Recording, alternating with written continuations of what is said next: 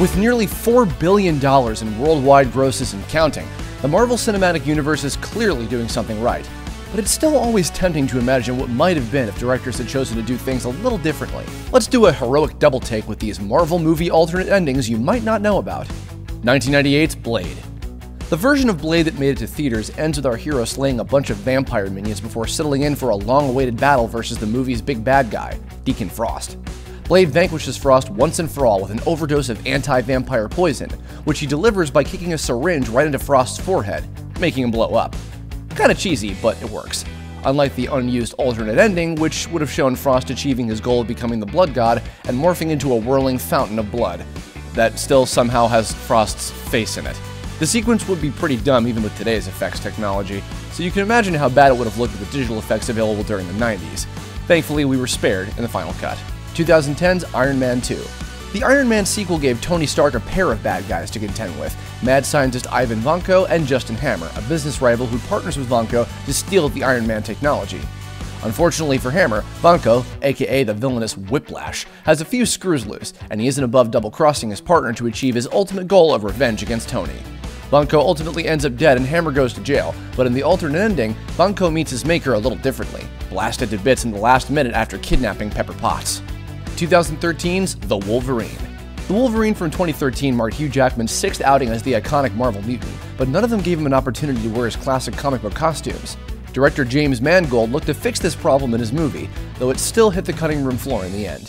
In the theatrical cut, the film closes with Wolverine boarding a jet and heading back to rejoin the X-Men, but Mangold's unused ending also includes a glimpse of his bodyguard Yukio presenting him with a box containing his iconic opera from the comics. "You should have worn it in Days of Future Past, bub." 2015's Ant-Man.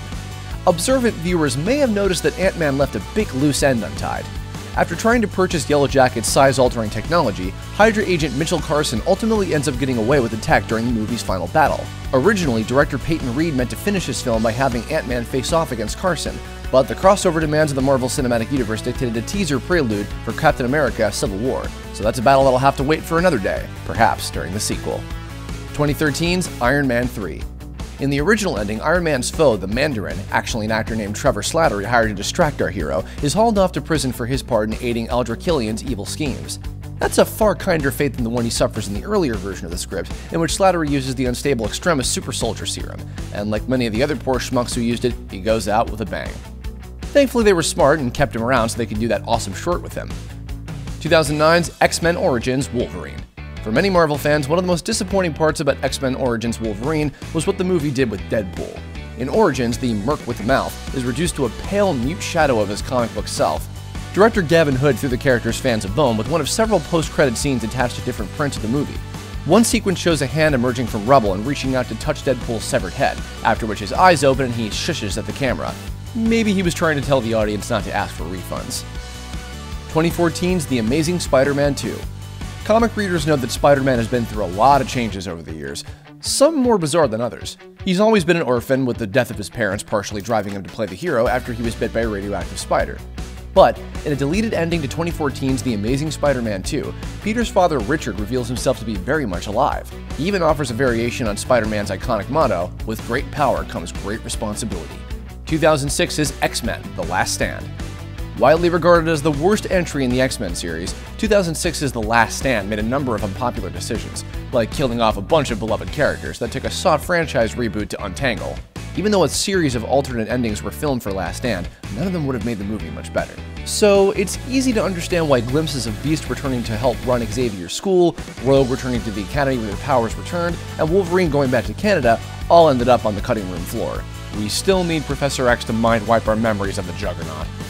2015's Avengers: The Age of Ultron. With the biggest cast in the Marvel Cinematic Universe, the Avengers franchise has more options than most when it comes to alternate endings. Director Joss Whedon took full advantage of this with 2015's Age of Ultron. He briefly entertained the notion of working Spider-Man into the story, an option nixed by the studio, who still didn't have the rights to the character during filmmaking.